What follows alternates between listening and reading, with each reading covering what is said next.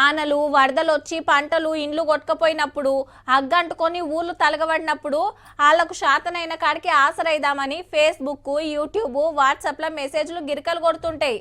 అట్లనే పలానా కాడ పలానా పిల్లగానికి ఎవ్వలకు రాని బీమార్ వచ్చింది, పెద్ద మనసుతో సాయం చేయండి సుతా పోస్టులు పెడుతుంటారు.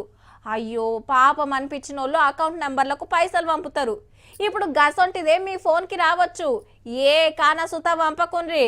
ఎందుకంటే దేశం ఆపతిలున్నది, బార్డర్ల జవాన్లు మన కోసానికి తిప్పలు పడుతున్నారు, వాళ్ళకి ఆసరైతానికి నిధులు జమ చేస్తున్నాం. దేశం మీద పాయరం ఉంటే ఈ అకౌంట్ నెంబర్లకు పైసలు కొట్టుండ్రని సోషల్ మీడియాలో ఉద్దర పోస్టులు పెడుతుర్రట పనిమంతులు. Facebook, WhatsApp, Instagram, Telegram, YouTube అన్నిట్ల ఇదే కథ. చెల్ గసొంటిదేం లేదు.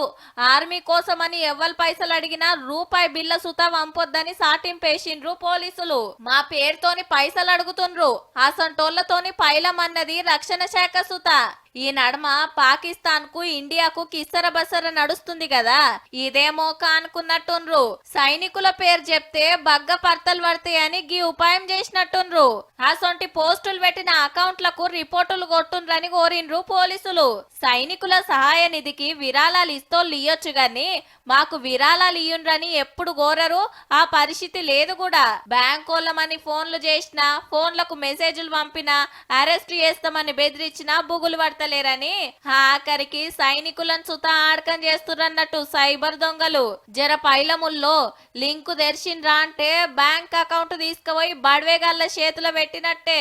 చూసుకోండి మళ్ళా.